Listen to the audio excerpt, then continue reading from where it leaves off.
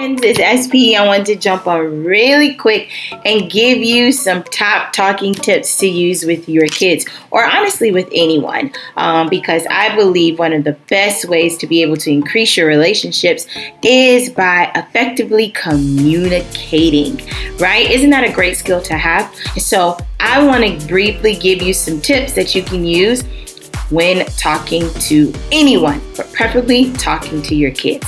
So I know that now my daughter is speaking to me a lot more often. She's expressing her concerns and communicating her ideas, and I love it. But I want to be better, because there are some times when she's like, "Mommy, are you listening?" Or, "Mommy, did you hear me?" And to be honest, sometimes I drift off, right? Because it's like, okay, what are you talking about? And what is your point? But if I'm modeling what it means to be an effective listener, I have to make sure that I'm in tune. So the first thing when thinking about what is important when your child is talking, don't interrupt them while they're talking. Do not interrupt them. Let them get their ideas out. Don't you hate it when you're talking and you in the flow and somebody, and you, it's like, it cuts your idea off. It takes away the momentum. And then sometimes you feel like you don't even want to talk anymore. This happens a lot to our kids, and we want to be able to make sure that they feel free in speaking to us, that they feel safe in communicating. So step number one, or tip number one, do not interrupt them while speaking. Use language and ideas that they can relate to. So with my daughter, when it comes to instructions, I use slime, or I use TV shows and bringing analogies from the different characters that she likes, or the different things that she likes to do. Kids feel like you are listening a lot more when it's relevant, and they feel like you're connecting with their ideas and the things that they like. Trust me, it goes a long way when asking your kid to do a chore and they look at you like, "Huh? What?" And I'm like, remember, like the different steps that you use when you're making slime, or when you're watching your YouTube videos, how attentive you are. These are different ways that you can bring your kid in, show them the importance of what it is that you want them to do, clarify that expectation, but then use the language that they're familiar with.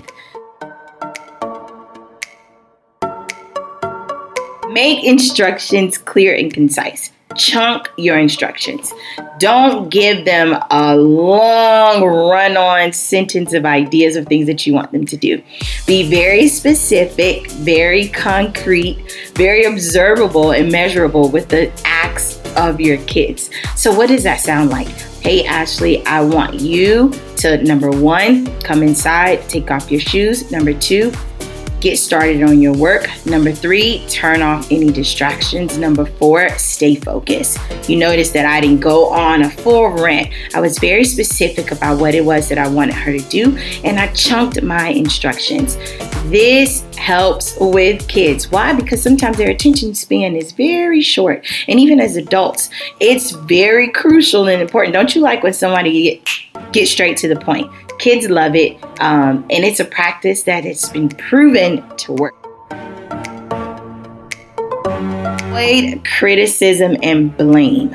No one likes a critic. And granted, yes, correction comes sometimes with feedback, but try to narrate the positive when you're giving them some type of critique.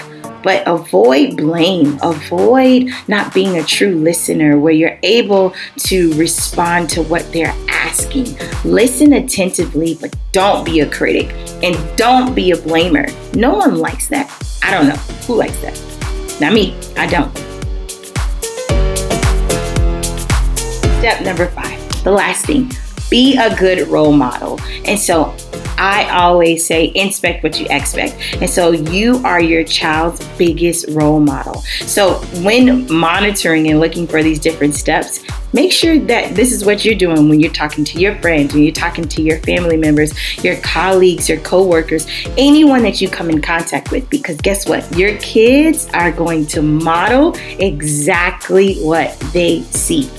Listen, I know that it's extremely important that, we speak to our kids. But let's make ourselves better parents or better people in ensuring that we're using the right tools and tips to effectively communicate.